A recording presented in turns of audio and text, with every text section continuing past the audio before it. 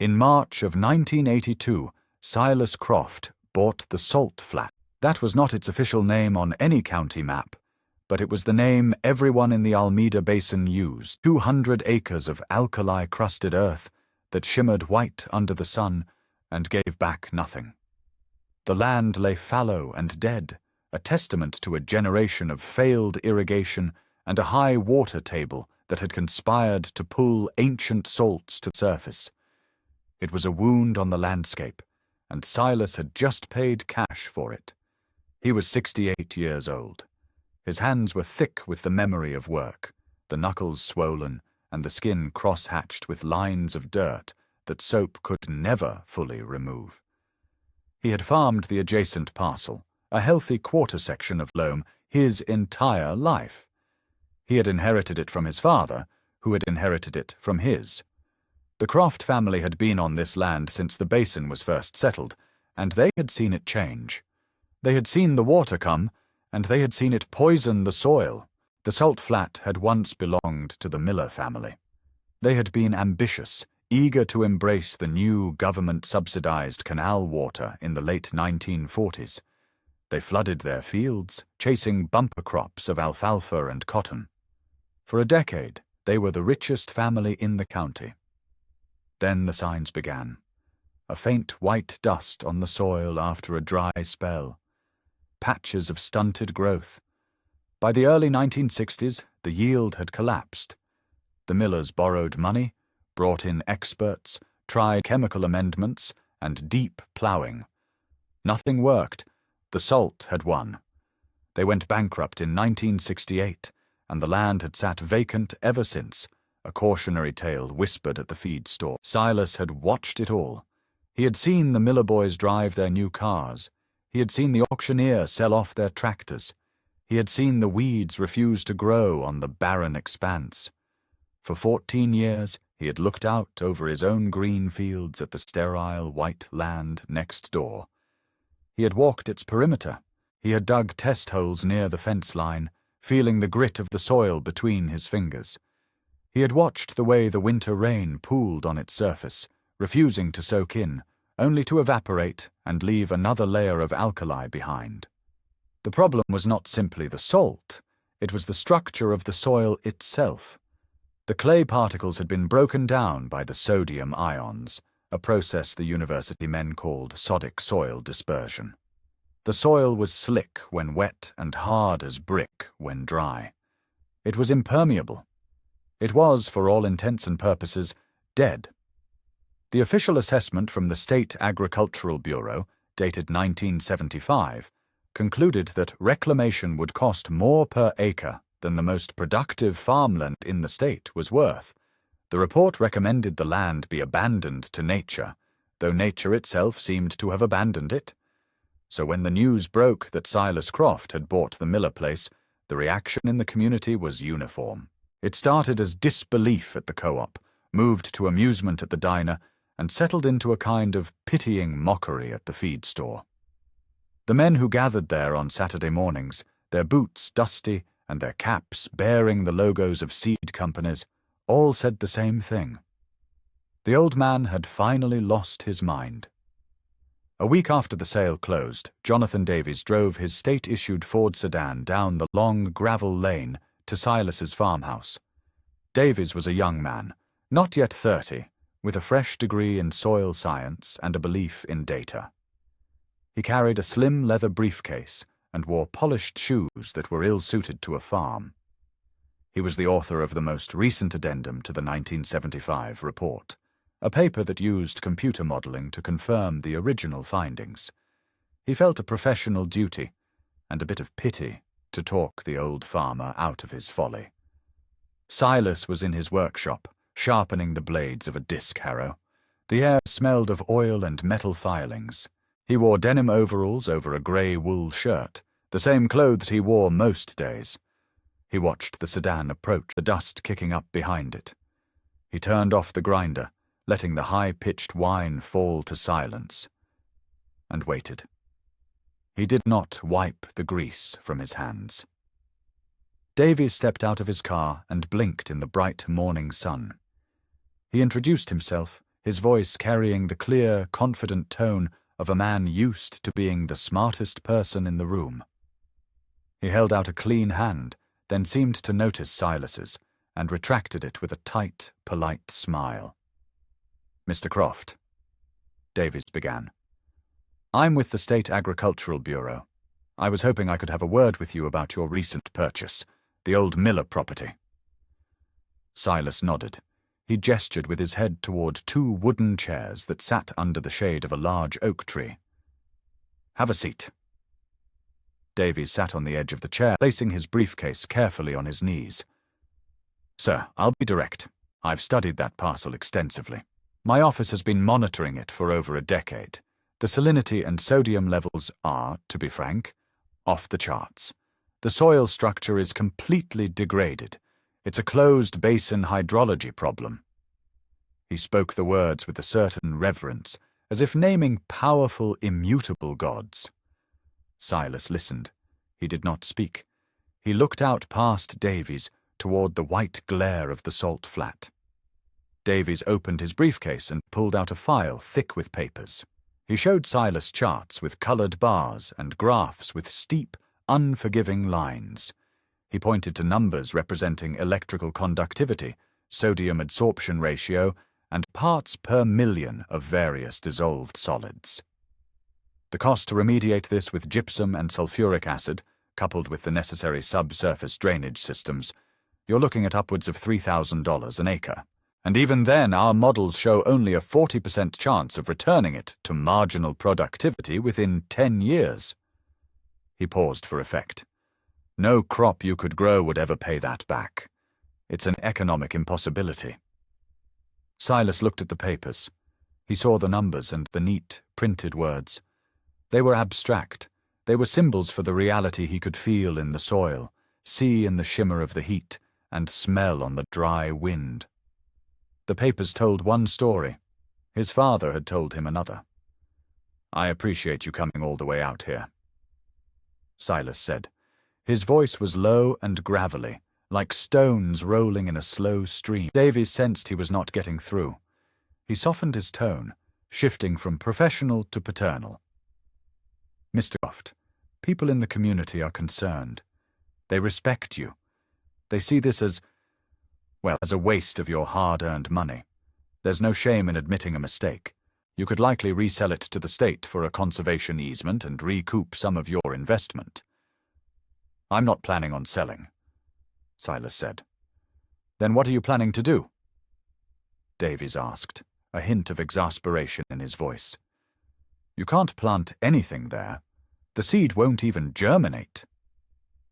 Silas finally turned his gaze from the field and looked at the young man. "I'm not planning on planting what you're thinking of." Davies let out a short, humorless laugh. He closed his file. The gesture was dismissive.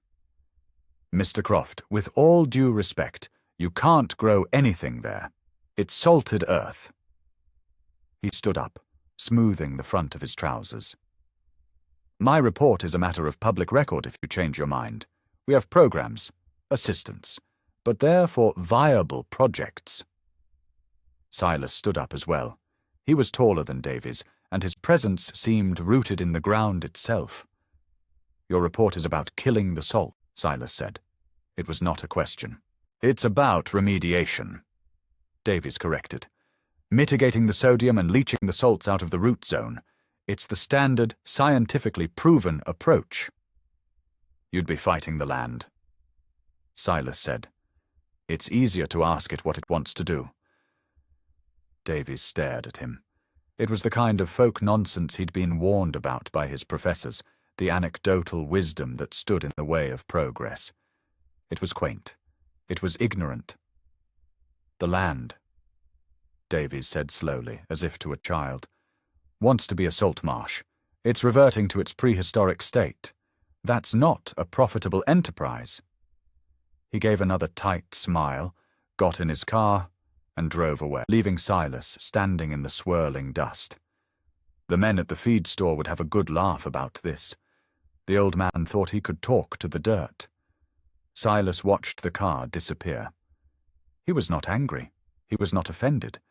He had expected it. The world was full of men like Davies, men who could read a map but not the land.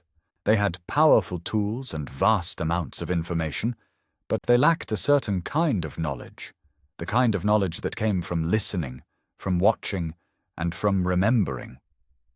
He walked back into his workshop, the smell of oil and steel a familiar comfort. He did not look at the salt flat again that day. He already knew what it looked like. He had been studying it for half his life. The work would begin tomorrow. The knowledge Silas held was not his own. It had been given to him, piece by piece, over the course of a long apprenticeship that had begun when he was a boy. His mentor was his father, a man named Thomas Croft. Thomas had been even quieter than Silas, a man who spoke in observations about the weather, the soil, and the behavior of animals. He had a deep suspicion of anything that came in a bag and promised a miracle.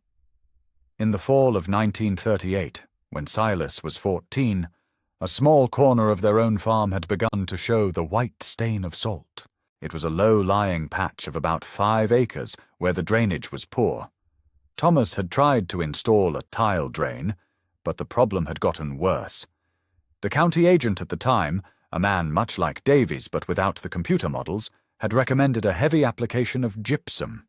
Thomas had listened politely, nodded, and then ignored the advice. Instead, he took Silas to the edge of the soured patch. "The water did this," he said, pointing with his chin. "The water we want is the rain. The water we don't want is the ground. When the groundwater gets too close to the sun, it leaves the salt behind. It's like boiling a pot dry." He had explained it in simple terms. The basin was like a bowl. Over centuries, salts washed down from the surrounding hills and settled in the deep soil. As long as the water table stayed low, they were harmless. But the new irrigation, the canals, the constant flooding of fields up valley had raised the water table for everyone. It was like filling the bowl too high.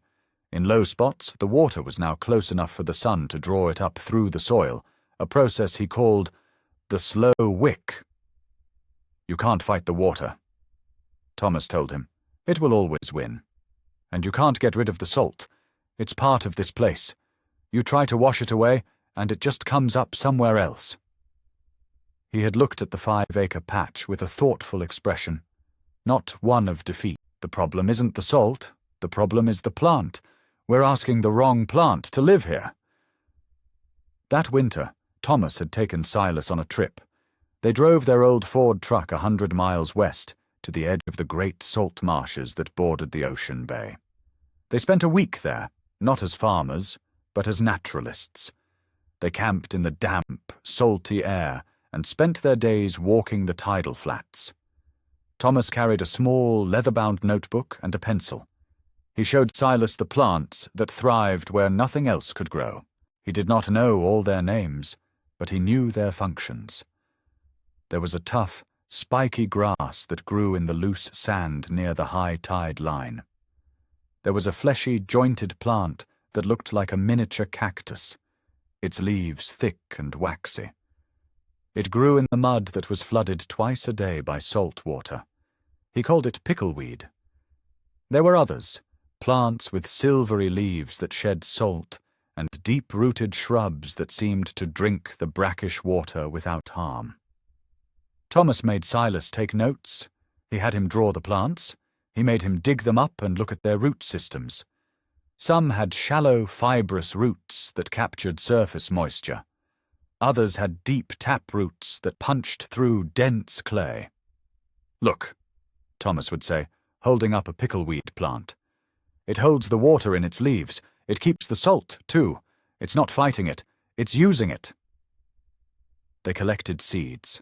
They filled burlap sacks with the feathery tops of the salt grass and carefully harvested the tiny black seeds from the pickleweed. They dug up whole plants, wrapping their root balls in wet newspaper and burlap. They returned home not with a solution, but with an idea. A different question. The core principle was simple, a truth Thomas had articulated as they drove home, the truck smelling of salt and mud. "You don't fix the land to fit the crop." he had said, his eyes on the road. "You find the crop that fits the land." Back on their farm, they did not apply their findings to the 5-acre patch immediately. First, they built a series of small test beds behind the barn. They were wooden boxes, 4 feet square and 3 feet deep, which they filled with soil from the salted patch.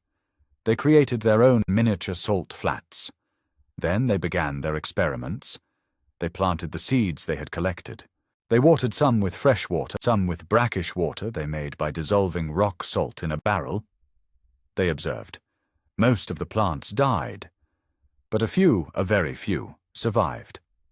The pickleweed, which the university books called Salicornia, sprouted. A species of saltgrass, Distichlis spicata, sent out tough, wiry runners. And a tall, shrubby plant with grey-green leaves, a salt bush from the genus Atriplex, took root and grew with surprising vigor. For 2 years they worked on their test beds. They learned which plants grew best in the most saline soil. They learned that the salt bush, with its deep roots, could slowly improve the soil structure, creating channels for water to penetrate. They learned that the pickleweed, an annual, would die back in the winter, and its decomposing matter would create a thin layer of organic material on the barren soil. They learned that the salt grass would follow, its runners stabilizing the new soil. It was a system, a succession. One plant prepared the way for the next. In the spring of 1941, they were ready. They did not plough the 5-acre patch. Ploughing, Thomas said, would only destroy what little structure was left and bring more salt to the surface. Instead, they used a hand-cranked broadcaster to spread the saltbush seeds over the hard, crusted ground. They did this just before the spring rains. That first year, only a handful of the saltbush plants sprouted. They were small and scattered, lonely green specks in a sea of white. The neighbors laughed, but Thomas and Silas protected them. They made sure the deer didn't eat them. They watched and waited. The second year, those few plants set seed, and a few more grew. By the 5th year, the patch was dotted with hundreds of saltbush shrubs, some of them waist-high. The ground beneath them was no longer a solid crust. The leaf litter had begun to create a thin mulch, and the roots had started to break up the hardpan. The color of the soil was changing, from a sterile white-gray to a pale brown. That was when they broadcast the pickleweed seeds in the spaces between the shrubs. The next year, the ground was covered in a low, fleshy carpet of green and red. And the year after that, they planted the plugs of saltgrass. It took 8 years. By 1949, the 5-acre patch was no longer barren. It was a thriving, if unusual, ecosystem. It was not land you could plant corn on, but it was alive. Bees visited the saltbush flower. Small birds nested in the dense foliage. The soil was now dark, crumbly, and moist under the canopy of plants. Thomas dug a hole and showed Silas. The hardpan was gone. The salt was still there, but it was now locked in the tissues of the living plants, part of a cycle, not a sterile crust on the surface. They had not defeated the salt. They had domesticated it. Thomas Croft died in 1962. Among his few possessions was the small, leather-bound notebook from their trip to the coast. Silas kept it. Over the years, he read it again and again. It was not just a record of plants. It was a record of a way of thinking. On the inside cover, his father had written a single sentence. The answer is in the thing itself. This was the knowledge Silas carried with him as he stood on the edge of the 200-acre salt flat. He had the notebook, he had the memory, and he had the patience his father had taught him. He was not looking at a wasteland. He was looking at a blank slate, a project that would take the rest of his life. He did this quietly. The first phase of the work was observation. Silas spent the entire month of April walking the salt flat. He did not take a tractor or a truck. He walked. He carried a surveyor's wheel to measure distances, a notebook, and a soil auger. He divided the 200 acres into a grid, marked with small wooden stakes he hammered into the hard ground. Each square in the grid was 10 acres. Within each square, he took 10 soil samples at regular intervals. He bored down 3 feet with the auger, pulling up a core of the earth. He looked at the soil profile.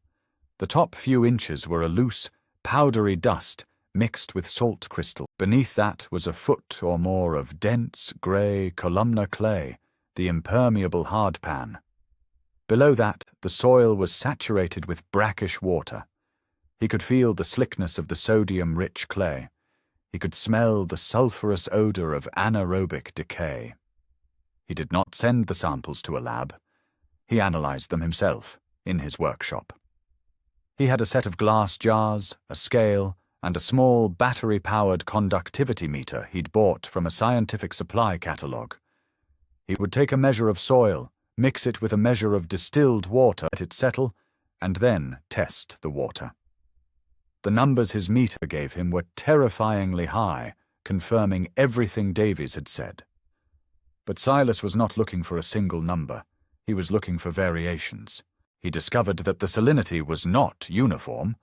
There was a gradient. The eastern edge of the property, which was slightly higher in elevation, was less saline than the western edge, which was the lowest point in the basin. He found a subtle ridge, almost invisible to the naked eye, that ran north to south, dividing the property in two. The land to the west of the ridge was the worst. The land to the east was merely terrible. He recorded everything in a new notebook, one identical to his father's. He drew a map of the property and shaded it with different colors to represent the different salinity levels. He recorded the depth of the hardpan in each location. He noted the few lonely plants that managed to survive. A patch of iodine bush hair, a sprig of salt-tolerant tumbleweed there. These were clues.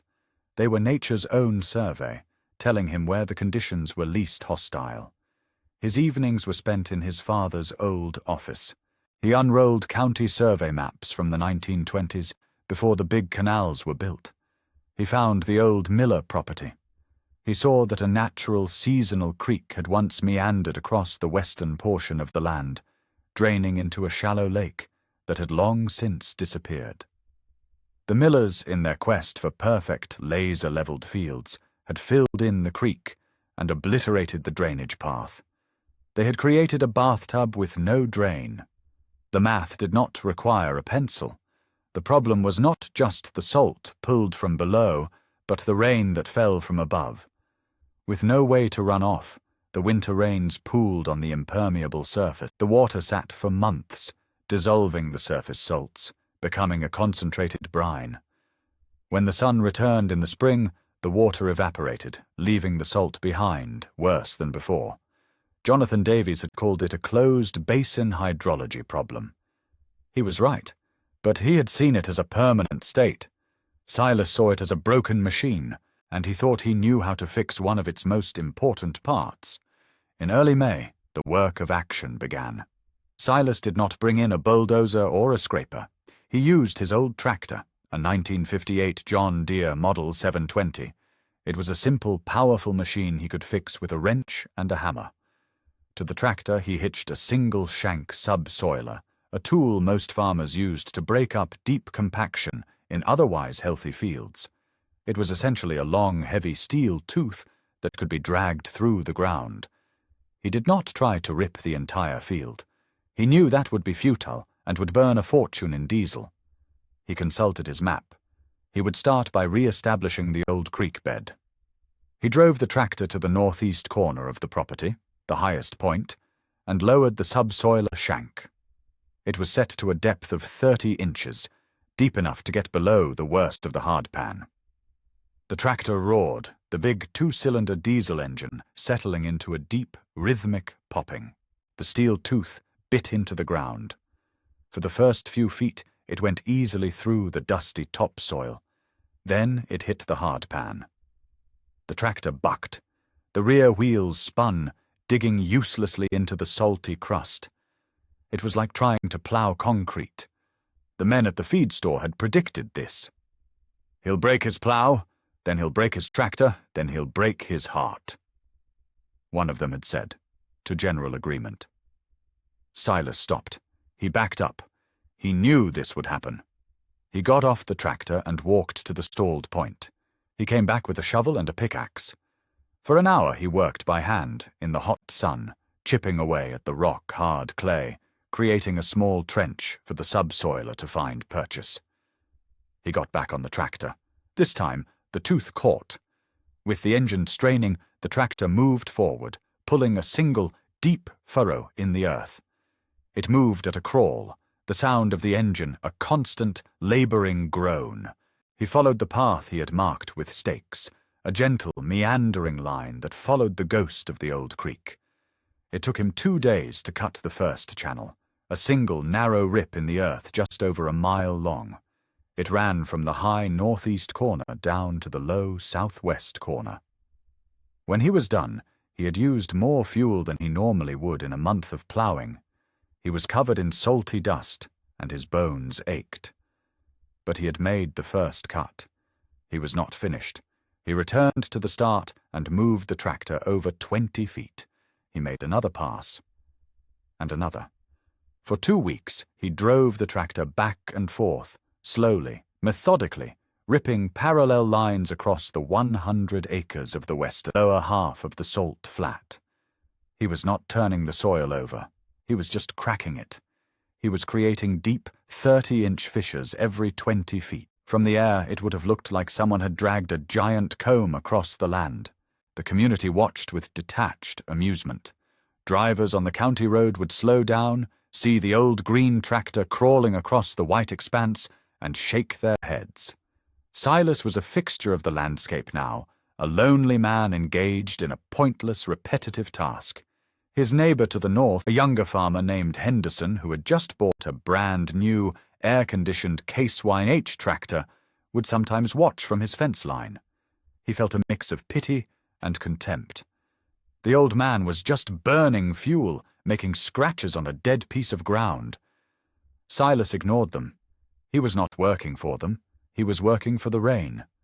The winter rains, when they came, would now have a place to go.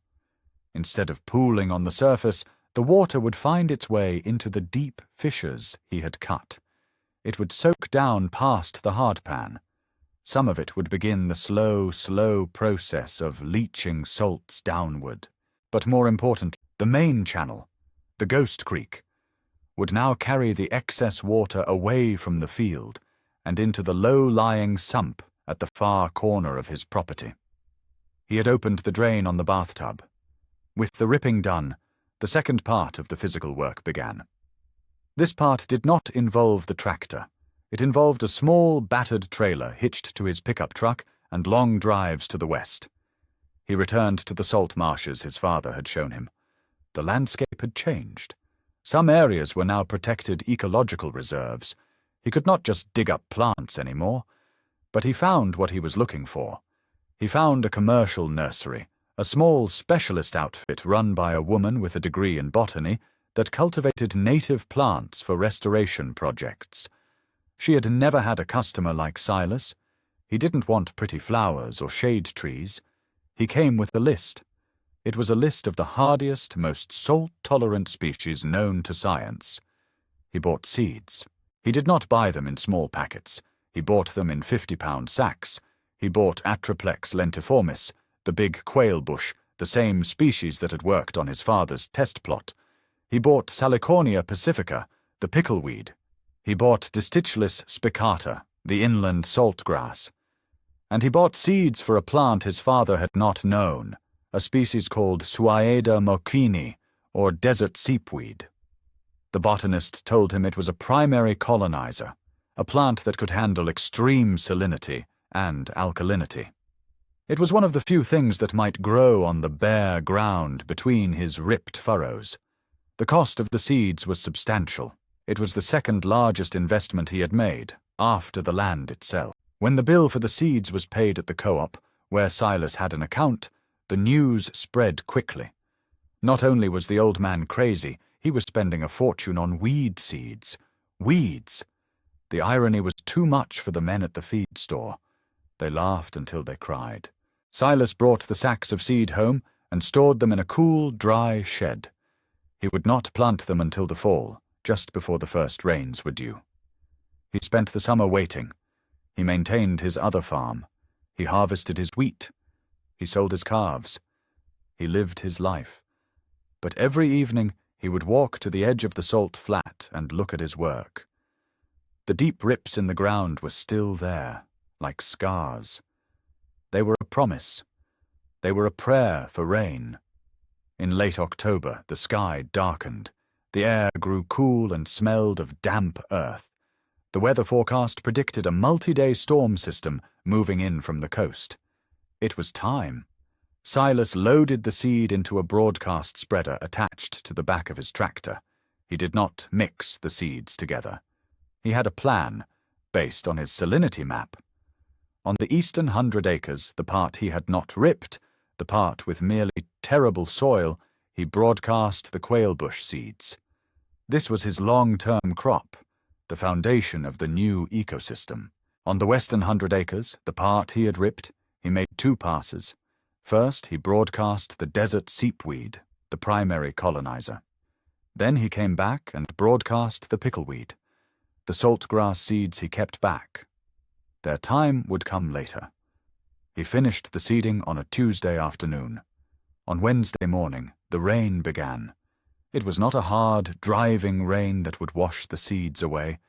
It was a slow, steady drizzle that fell for 3 days.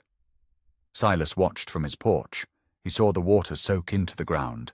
He saw the fissures he had cut drink the rain, channeling it deep into the soil profile.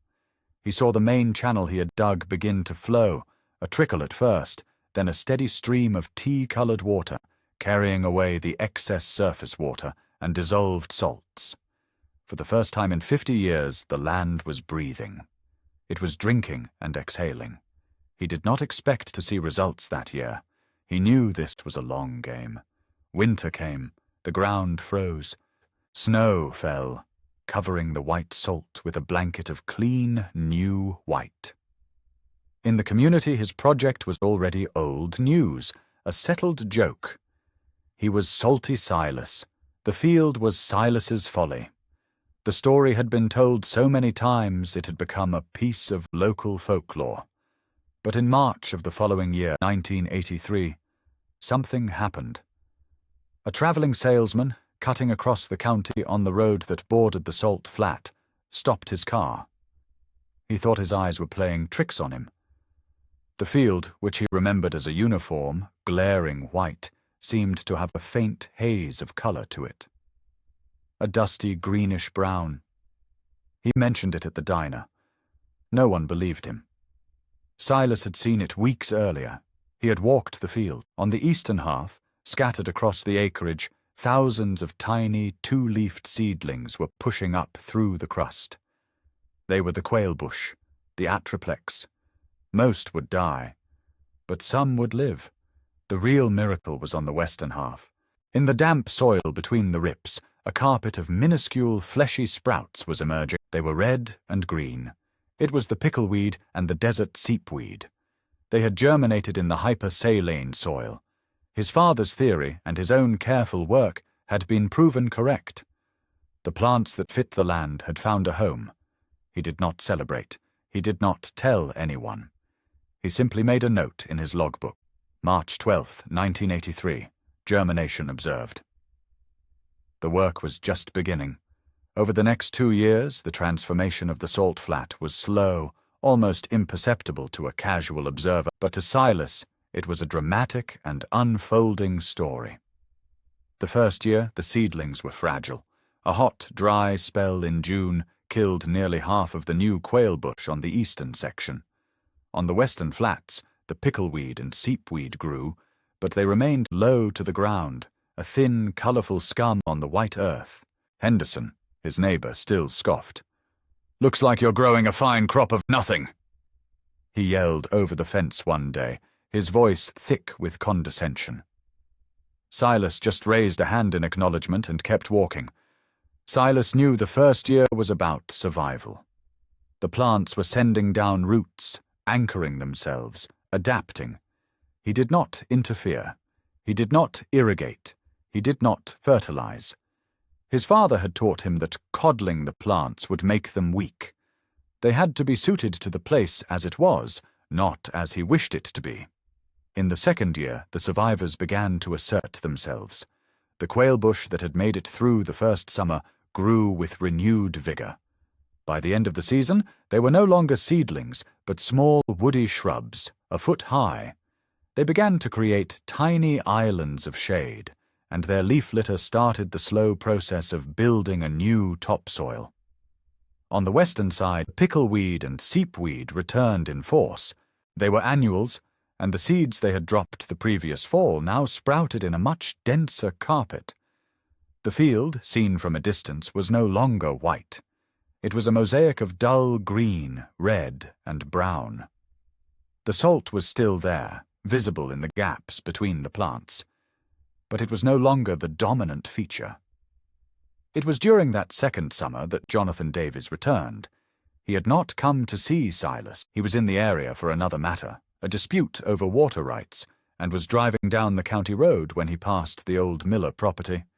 He did a double-take, then slowed his sedan to a crawl.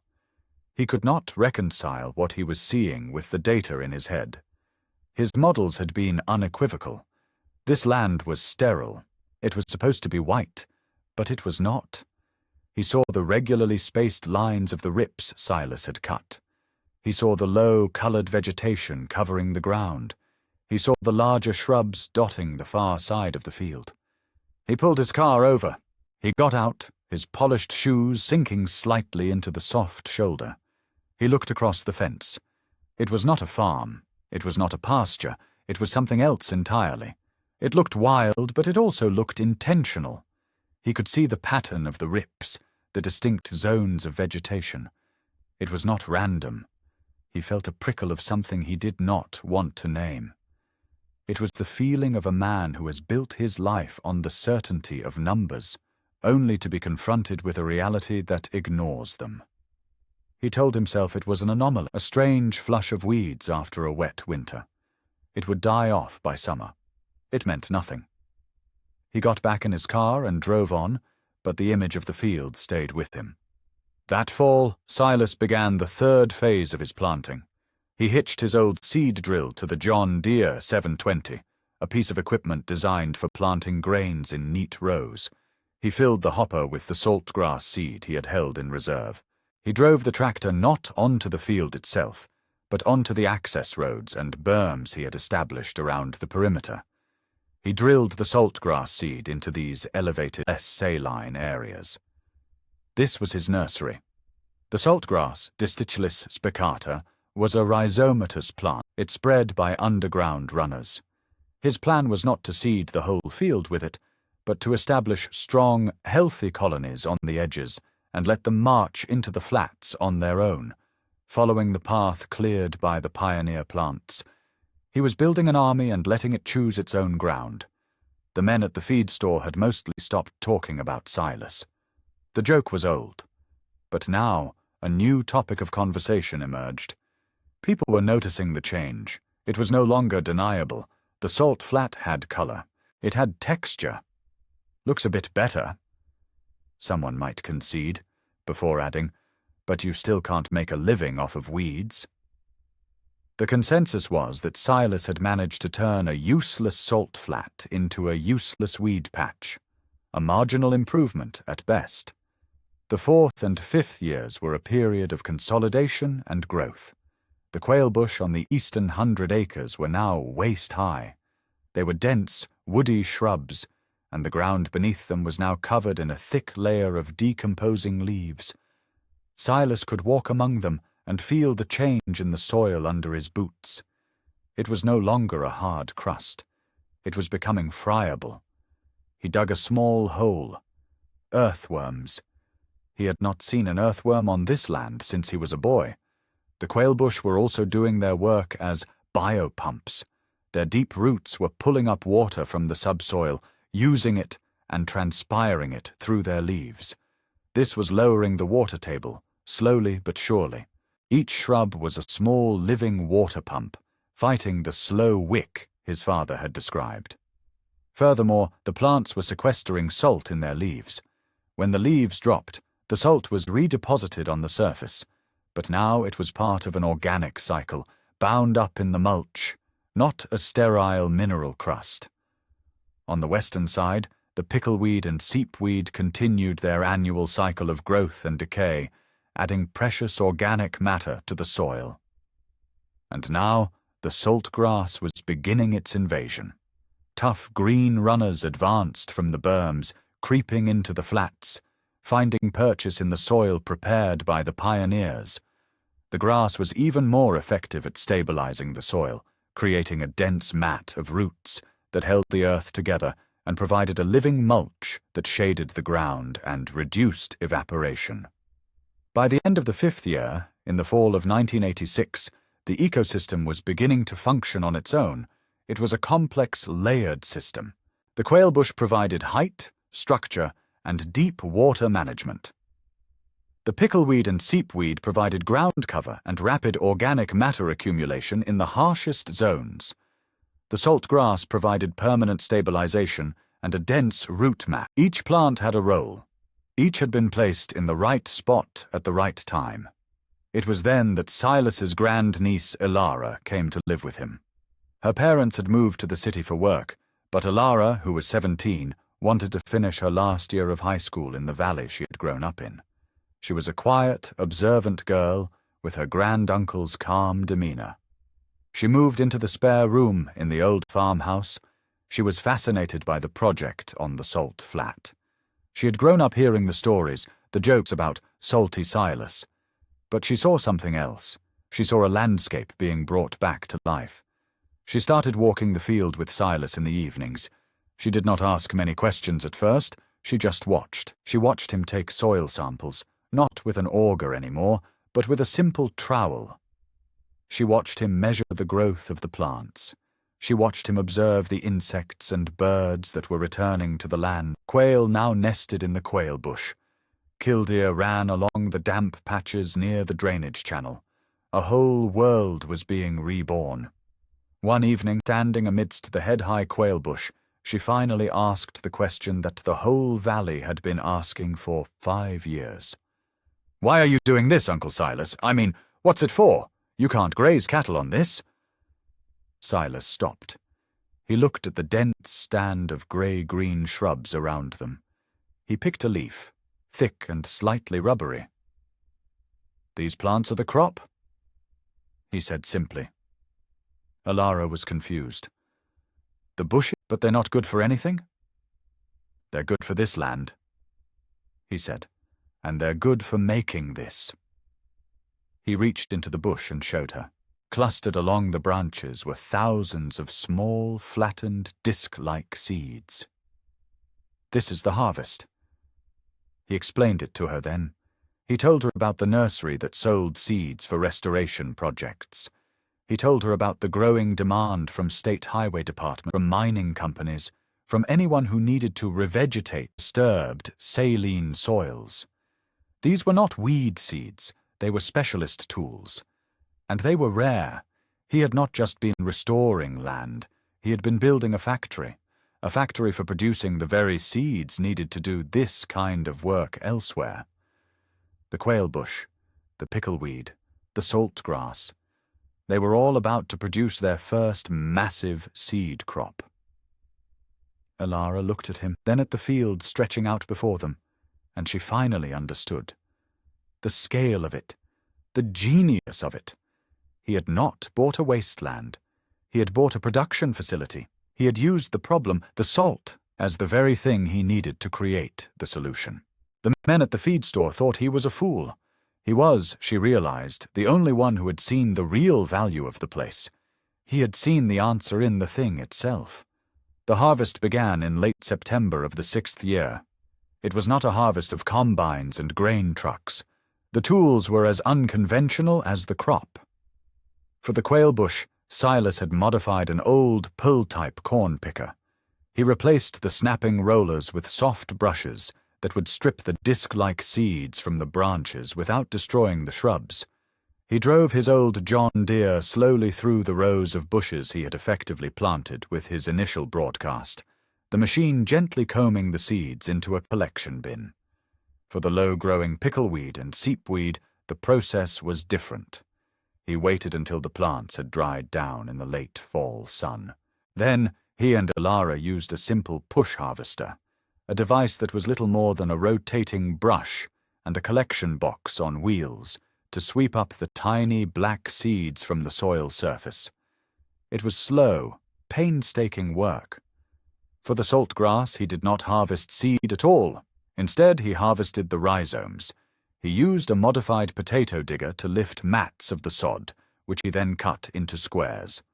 These living bricks of grass and soil were a premium product for establishing the grass quickly in new areas.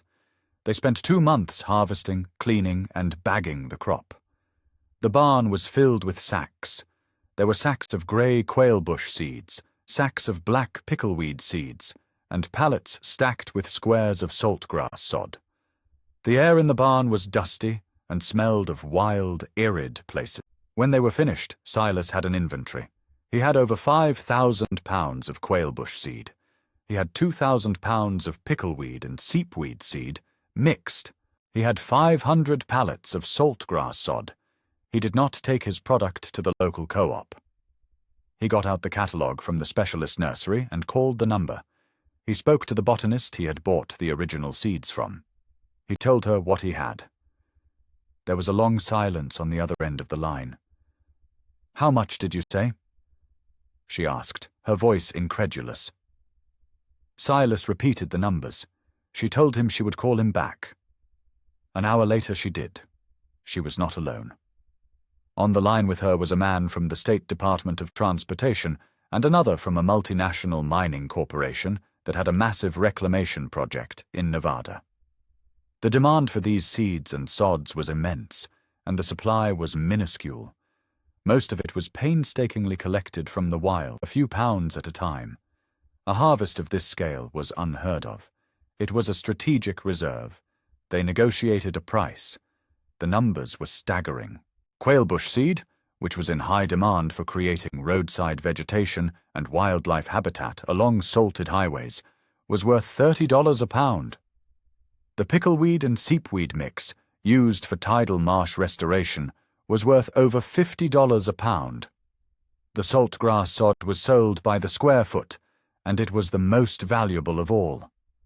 When the contracts were signed and the first checks arrived, Silas looked at the numbers. He did not smile. He simply nodded. The math worked. After subtracting the cost of the land, the cost of the original seed, and the fuel he had burned, his profit from that first harvest was just over $250,000. And the factory was still there, ready to produce again next year, and the year after that.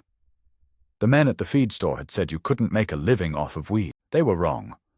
The first sign of public vindication came not as an apology, but as a truck.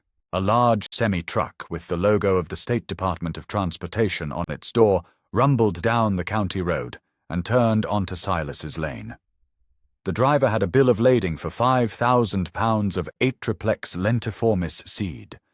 The men at the feed store were having their Saturday morning coffee when the truck passed. They fell silent, watching it kick up a plume of dust. They knew that truck. It was the same kind that brought the road salt in the winter. They didn't know what it was doing at Silas's place, but a truck that big meant business. It meant money. The whispers started again, but this time they were not of mockery. They were of confusion and curiosity. The full weight of what Silas had accomplished landed on the desk of Jonathan Davies 2 weeks later. It arrived in the form of a memo from his own department's parent agency, the Department of Agriculture, and a clipped-together article from a trade journal for ecological restoration professionals. The memo was a directive to all regional offices to update their soil remediation guidelines. It specifically mentioned the emerging market for halophytic species and the need to consider in situ bioremediation using salt-tolerant plant communities as a viable alternative to costly chemical amendments. The article was titled "The Almeida Basin Project, a New Paradigm in Sodic Soil Reclamation." It was a detailed 3-page feature, complete with photographs. It described in glowing terms how a visionary farmer had single-handedly cultivated a commercial-scale crop of high-value native seeds on land that had been officially declared unreclaimable. It mentioned the sale to the Department of Transportation and the mining company. It quoted the botanist from the nursery, who called Silas's work a breakthrough of immense significance. Davies read the article 3 times. His hands felt cold. The photographs showed the field he had dismissed. The flush of weeds he had seen was now described as a complex, multi-species planting. The old man's folk nonsense about asking the land what it wants to do was now being lauded as a new paradigm. He looked at the numbers in the article, the yield per acre, the price per pound. He pulled out his own file on the Miller property, the file with his elegant charts and his computer-modelled predictions of failure. His report had concluded that the land had a negative value. The article was describing a crop that was grossing over $1,000 an acre, on land that was supposed to be worthless. He felt a deep, professional shame. It was cold and heavy in his gut. He had not just been wrong. He had been arrogantly, dismissively, and publicly wrong. He had pitied Silas. He had laughed at him behind his back. He had treated him like a foolish old man playing in the dirt. But the old man had not been playing. He had been conducting a long, patient, brilliant experiment. He had seen a solution where Davies and his entire body of scientific knowledge had seen only a problem. Davies had read the data. Silas had read the land. And the land had proven him right. For a week, Davies did nothing. He tried to put it out of his mind, but the image of the field and the words in the article kept coming back. He felt a growing need, not just to understand, but to witness. He had to see it for himself, not from the road, but up close. He had to stand on that soil. He drove out to the farm on a Friday afternoon. He did not call ahead. He found Silas not in the workshop, but out on the salt flat, or what used to be the salt flat. He was walking with his grandniece, a notebook in his hand, pointing out things on the ground. Davies parked his car and walked to the fence line. He did not know what to say. He waited. Silas saw him. He said something to the girl, and she headed back toward the farmhouse. Silas walked over to the fence, his stride unhurried. He looked older than Davies remembered, but his eyes were clear. There was no hint of triumph in them. There was no, "I told you so." There was only a calm, quiet presence. "Mr. Davies," Silas said, his voice the same low gravel it had always been. Davies fumbled for words. The apology he had rehearsed in his head now seemed inadequate. He decided on the simple truth. "I came to say I was wrong," he said. The words came out quieter than he intended. "I read an article about your work, what you've done here. It's remarkable." Silas nodded, accepting the statement as a fact, not a compliment. "I was dismissive." Davies continued, gaining a bit of confidence. "I had my data, my models. I thought I knew. I didn't listen." He looked out over the field, which was now a landscape of texture and life. "I would like to understand, if you're willing to explain it." Silas looked at the young man. He saw the genuine humility in his eyes. He saw the scientist's desire to understand a phenomenon that had broken his framework. He unlatched the gate. "Come on in," he said. "Best to see it from the inside." Davies walked through the gate. His polished shoes were instantly covered in a fine, dark dust. It was not the sterile white powder he remembered. He was standing on soil. For the next 2 hours, Silas walked him through the field. He did not lecture, he simply showed. He took Davies to the eastern section and had him stand among the quail bush. He pulled back the mulch at the base of a shrub and showed him the dark, moist earth, the earthworms, the network of fine roots. "This was your first stage," Davies said, piecing it together. The deep-rooted shrubs to lower the water table and start building soil. They pump the water, Silas said, and the leaves build the soil on top. Then he took him to the western section. He showed him the dense mat of salt grass, now spreading across the flats. He knelt down and showed him how the pickleweed and seepweed were still growing in the most saline patches, the places the grass had not yet conquered. A succession. Davies murmured, the old textbook term suddenly taking on a vibrant, real-world meaning. You created a managed ecological succession. You used pioneer species to prepare the ground for the climax community. I used the plants that wanted to be here first. Silas corrected gently. Then the ones that could follow them. He explained the ripping, showing Davies how the furrows had allowed the rain to penetrate and the roots to find a path through the hardpan. He showed him the main drainage channel, now a shallow grass-lined swale with clear water flowing slowly through it. Finally, he took Davies back to the barn and showed him the cleaning equipment, the bags of seed, and the logbooks. Davies looked through the notebooks, Silas's and his father's. He saw the decades of observation, the careful notes, the drawings, the simple, powerful idea passed down from father to son. This was not anecdotal wisdom. This was long-term, site-specific research. It was a different kind of science, one that was slower, quieter, and more patient than his own.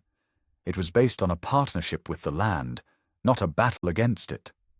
My father learned this on 5 acres. Silas said, holding the old, worn notebook. He always said the answer is in the thing itself. You just have to look long enough.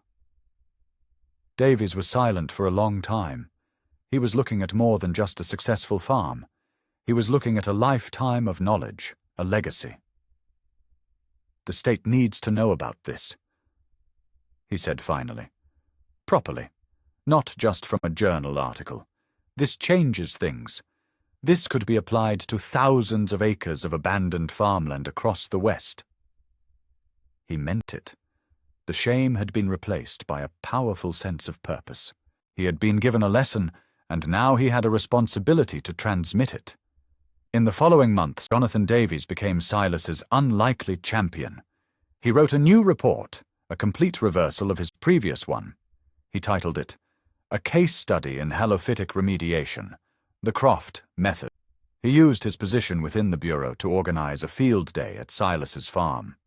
He invited soil scientists from the university, agronomists from other agencies, and even farmers from neighboring counties who were struggling with their own salt problems.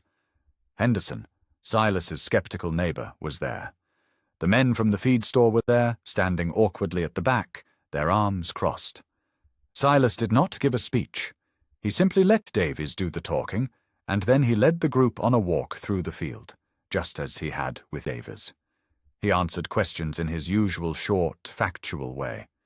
He let the land speak for itself. People knelt down and touched the soil.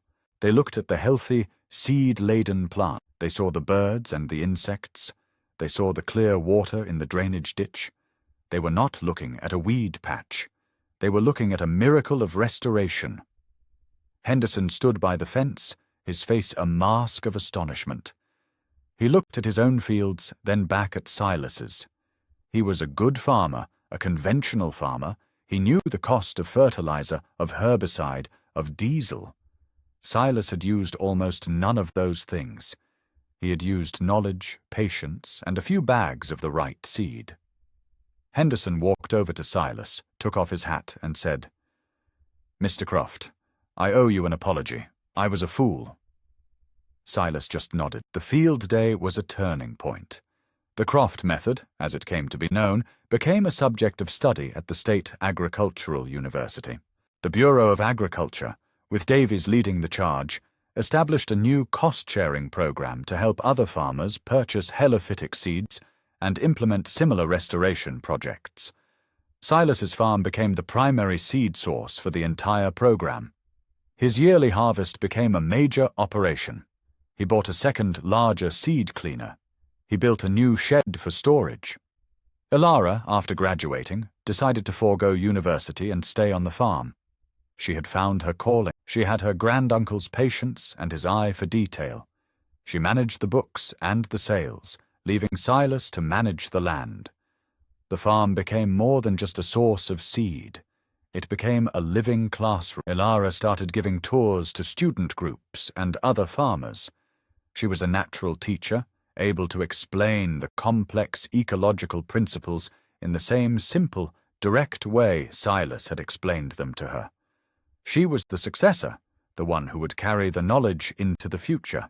One afternoon, Ilara found Silas in the workshop, sitting in one of the old wooden chairs, looking out at the field.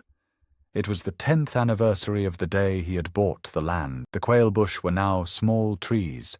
The salt grass formed a lush green carpet that stretched to the horizon. It was no longer the Salt Flat. The county had even officially changed the name on the maps. It was now listed as the Croft Reclamation Farm. "What are you thinking about?" Ilara asked, sitting down next to him. Silas was holding his father's old notebook. He ran a thumb over the worn leather cover. "I was thinking about my father," he said. "He did this with 5 acres. He proved the principle, but he never got to see it work on a scale like this." He looked out at the 200 acres of vibrant, productive life. He would have liked this. He handed the notebook to Ilara. "This is yours now," he said.